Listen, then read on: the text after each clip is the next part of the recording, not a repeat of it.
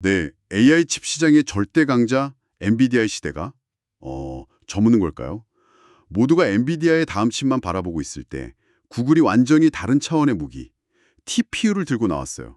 오늘 이 시간에는 구글이 어떻게 이 AI 하드웨어 시장의 판도를 뒤흔들고 있는지, 그리고 이 거대한 변화가 AI 기술 미래에 어떤 의미를 갖는지 깊이 한번 파고들어 보겠습니다.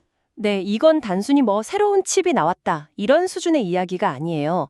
AI 인프라의 아주 근본적인 지각 변동을 예고하는 뭐랄까 신호탄이라고 봐야죠. 이미 세계 최고 수준의 AI 모델 상당수가 구글 TPU 같은 맞춤형 칩 위에서 훈련되고 있거든요. 그리고 AI 개발 비용의 절반 이상이 바로 이 하드웨어에서 나온다는 점을 생각하면 이 경쟁의 무게가 실감이 되실 거예요. 이건 칩 성능 대결을 넘어서 AI 산업 전체의 경제성을 건 싸움입니다. 말씀을 듣고 보니 정말 흥미롭네요. 사실 구글은 TPU를 꽤 오래전부터 만들어 왔잖아요. 2016년부터 내부적으로 썼다고 하니까. 거의 10년이 다 되어 가는데 왜 하필 지금 이 시점에서 이걸 외부 시장에 본격적으로 풀기 시작한 걸까요? 뭐가 결정적인 계기가 있었을까요? 정확한 지적이세요. 그동안 구글은 이 TPU라는 엄청난 무기를 자기들 서비스, 예를 들면 검색이나 유튜브, 구글 포토 같은 데에만 써왔죠. 일종의 비밀병기처럼요. 하지만 최근 몇 년 새 AI 모델의 크기가 문자 그대로 폭발적으로 커졌어요. 이제는 웬만한 기업들은 AI 모델 훈련시킬 컴퓨팅 자원을 구하는 것 자체가 그냥 전쟁이 됐고요. 이런 상황에서 엔비디아가 사실상 시장을 독점하고 있었잖아요. 구글 입장에선 이 거대한 시장을 더는 엔비디아 혼자 차지하게 둘 수 없다, 이렇게 판단한 겁니다. 자신들이 가진 최고의 카드를 꺼내든 거죠. 그렇군요. 구글이 TPU를 외부로 판매하기 시작했다면 이 전략이 실제로 시장에서 통하고 있다는 걸 보여주는 어떤 구체적인 사건 같은 게 있었나요? 큰 계약이라든지 아니면 시장의 판도를 바꿀 만한 움직임 같은 거요. 물론입니다. 가장 상징적인 사건이 바로 그 AI 모델 개발사 엔트로픽과의 계약이에요. 엔트로픽? 네, 규모가 무려 100만 개의 TPU를 공급하는 초대형 계약입니다. 100만 개요? 정말 천문학적인 숫자인데요. 그게 어느 정도 규모인지 감이 잘 안 오네요. 그렇죠. 이 계약이 더 흥미로운 건 그 방식에 있어요. 40만 개는 엔트로픽이 시스템을 그냥 통째로 구매하는 방식이고, 나머지 60만 개는 구글 클라우드 플랫폼, GCP를 통해서 장기간 빌려 쓰는 방식이에요. 이건 구글이 단순히 클라우드 서비스를 제공하는 걸 넘어서 엔비디아처럼 하드웨어 시스템 자체를 파는 공급자로 직접 나서겠다는 아주 명확한 선언인 셈이죠. 그리고 이 계약 뒤에는 브로드컴의 시스템을 제조하고 플로이드 스택 같은 파트너사가 설치랑 관리를 맡는 거대한 생태계가 움직이고 있고요. 엔트로픽이 그런 엄청난 투자를 결정한 이유가 궁금해지네요. 혹시 단순히 엔비디아 GPU를 구하기 어려워서 울며 겨자 먹기로 선택한 건 아닐까요? 시장에서는 그런 시각도 좀 있잖아요. 좋은 질문이에요. 물론 엔비디아 GPU 공급 부족이 기회가 된 건 맞습니다. 하지만 그게 전부는 아니에요. 핵심은 바로 총소요 비용, TCO의 압도적인 우위 때문이에요. TCO요? 네, Total Cost of Ownership. 칩 하나 가격이 아니라 그걸로 데이터 센터를 구축하고 운영하는 데 드는 전기세, 네트워킹 비용까지 모두 포함한 전체 비용 관점에서 TCO가 훨씬 효율적이라는 거죠. TCU가 결정적인 이유였다는 걸 증명할 만한 혹시 다른 사례도 있을까요? 30%를 할인받았다는 이야기는 업계에 아주 유명합니다.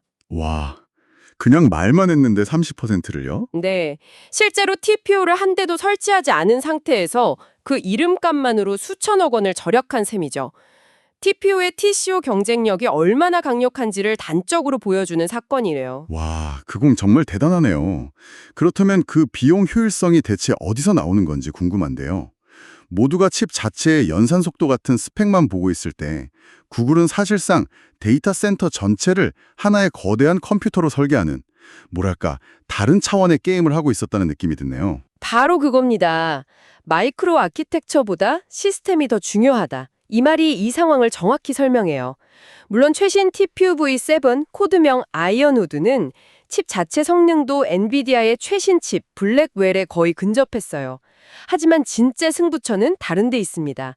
바로 실질 성능과 시스템 설계죠. 실질 성능이라면 광고하는 성능이랑 다르다는 건가요? 네, 엔비디아가 광고하는 최대 이론적 연산 성능, 그 플롭스라는 수치는 사실 마케팅용 수치에 가깝다는 비판이 좀 있어요.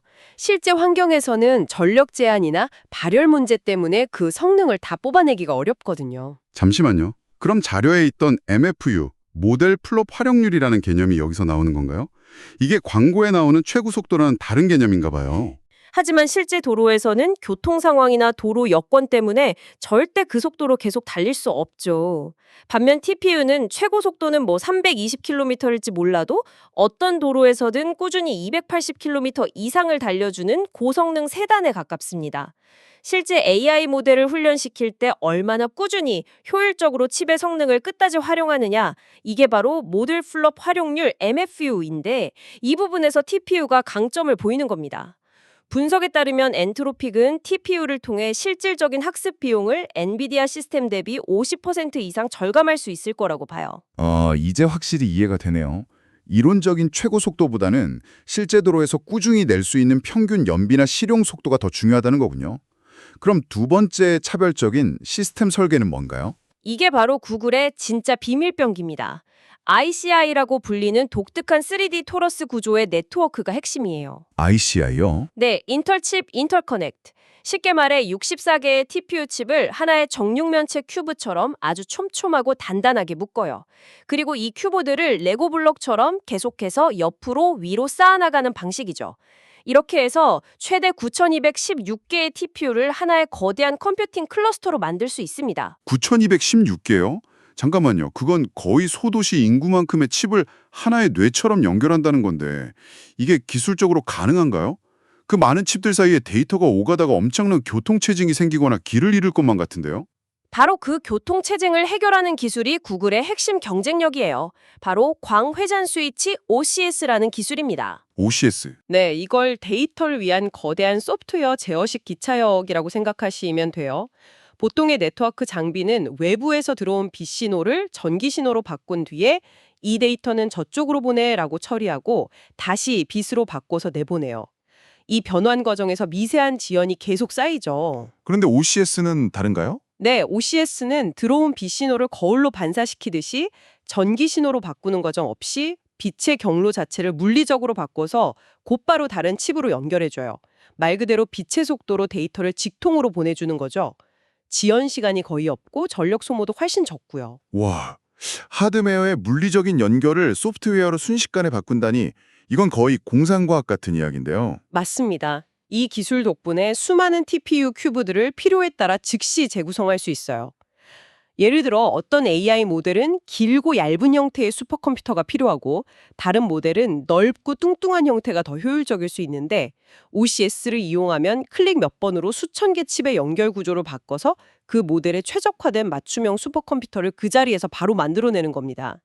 엔비디아의 일반적인 클러스터 규모가 72개 정도인데 구글은 9216개를 하나처럼 움직이게 하니까 이건 완전히 다른 차원의 확장성인 거죠. 이 OCS 기술이야말로 엔비디아 제국의 균열을 낼 구글의 진짜 비밀병기라고 할 수 있겠네요. 알겠습니다. 하드웨어 시스템이 이렇게 압도적인데 듣다 보면 한 가지 큰 의문이 생겨요. 세상에서 가장 좋은 차를 만들어도 운전법이 너무 어렵거나 전용 도로에서만 달려야 한다면 아무도 사지 않겠죠? 엔비디아의 쿠다라는 강력한 소프트웨어 생태계가 바로 그 전용 도로인데 구글은 이 문제를 어떻게 풀고 있나요? 그게 바로 지난 수년간 TPU의 가장 큰 아킬레스건이었어요. 그리고 구글도 이제 이 문제를 정면으로 돌파하려 하고 있습니다. 가장 큰 변화는 머신러닝 개발자들이 가장 널리 쓰는 프레임워크인 파이토치를 완벽하게 지원하기 시작했다는 점이에요. 이전까지는 구글의 자체 프레임워크인 잭스나 텐서플로우 위주로 지원해서 개발자들이 TPU를 쓰려면 코드를 거의 새로 짜야 하는 고통을 겪었거든요. 하지만 단순히 파이토치를 지원하는 것만으로 수십 년간 쌓아온 큐다의 아성을 무너뜨릴 수 있을까요? 개발자들의 습관이나 기존 코드 자산이라는 게 정말 무서운데요. TCO가 아무리 좋아도 이 전환 비용이 너무 크면 망설일 수밖에 없지 않나요? 물론이죠. 그래서 구글의 전략은 전환이 아니라 흡수에 가까워요. 개발자들이 기존에 쓰던 파이토치 코드를 거의 단 한 줄도 수정하지 않고 그대로 TPU에서 실행할 수 있게 만드는 게 목표예요. 이렇게 되면 전환 장벽이 극적으로 낮아지죠. 특히 파이토치를 주력으로 사용하는 메타 같은 잠재적인 거대 고객을 겨냥한 아주 영리하고 전략적인 움직임이라고 볼 수 있어요. 바이토치 지원 외에 또 다른 움직임이 있나요? 네, 과거에는 구글이 기술을 내부에서만 발전시키는 폐쇄적인 경향이 강했는데 이제는 VLMM처럼 인기 있는 오픈소스 AI 추론 라이브러리 개발에 아주 적극적으로 기여하고 있어요. 우리는 더 이상 우리만의 성에 갇혀있지 않다. 개방형 AI 커뮤니티의 좋은 일원이 되겠다. 이런 신호를 계속 보내는 거죠. 이를 통해 커뮤니티 내에서 영향력을 확대하려는 의도예요. 그렇지만 여전히 부족한 점이 있을 것 같아요. 네, 결정적으로 TPU의 핵심 엔진이라고 할 수 있는 컴파일러 XLA와 런타임이 여전히 비공개라는 점이 가장 큰 장벽으로 꼽혀요. 컴파일러는 개발자가 짠 코드를 기계가 알아들을 수 있는 언어로 바꿔주는 번역기 같은 건데 이 번역 과정이 완전히 블랙박스 안에 감춰져 있는 셈이죠. 이러면 개발자들이 뭔가 문제가 생겼을 때 원인을 찾거나 더 깊은 수준에서 성능을 최적화하는 데 큰 어려움을 겪게 돼요. 구글이 왜 XLA를 공개하지 않는 걸까요? 기술 유출을 걱정하는 걸까요? 아니면 아직은 이 생태계를 완전히 통제하고 싶은 마음이 남아있는 걸까요? 둘 다 가능성이 있다고 봐요. XLA는 구글이 수년간 쌓아온 최적화 노하우의 집약체라 이걸 공개하는 건 상당한 경쟁 우위를 포기하는 것일 수 있어요. 동시에 아직은 자신들이 생태계의 방향을 주도하고 싶어 하는 의도도 분명히 있겠죠. 하지만 많은 전문가들은 구글이 진정한 의미에서 쿠다의 대항마가 되려면 언젠가는 이 핵심 소프트웨어를 과감히 오픈소스로 공개해야 할 것이라고 주장합니다. 그 시점이 언제 오느냐가 관건이겠죠. 자, 오늘 정말 깊이 파고들었는데요. 이 거대한 싸움이 우리에게 그리고 AI 산업 전체에 시사하는 바를 마지막으로 정리해 주시죠. 핵심은 세 가지로 요약할 수 있을 것 같아요. 첫째, AI 하드웨어 시장은 마침내 엔비디아의 독주가 끝나는 본격적인 경쟁 체제에 돌입했다는 겁니다. 구글 TPU는 이제 명실상부한 대항마로 떠올랐어요. 둘째, 이 경쟁의 본질은 칩 하나하나의 성능이 아니라 데이터 센터 전체의 총 소유 비용, TCO를 낮추는 시스템 설계와 네트워크 기술에 있다는 점입니다. 숲을 봐야지 나무만 봐서는 안 되는 싸움인 거죠. 마지막 세 번째는 뭔가요? 이 거인들의 싸움이 결국 AI 기술을 사용하는 우리 모두에게 실질적인 혜택으로 돌아오기 시작했다는 점이에요. 오픈 AI가 GPU 가격을 할인받은 것처럼 경쟁이 치열해질수록 AI 모델을 개발하고 사용하는 비용은 계속해서 낮아질 겁니다. 더 저렴하고 더 강력한 AI 서비스의 등장을 기대해 볼 수 있는 거죠. 한 기업이 독주하던 AI 하드웨어 시장에 마침내 강력한 경쟁자가 나타났습니다. 엔비디아의 견고한 제국과 마침내 잠재력을 폭발시킨 구글의 거대한 도전이 만들어갈 AI 인프라의 미래가 무척이나 기대되네요.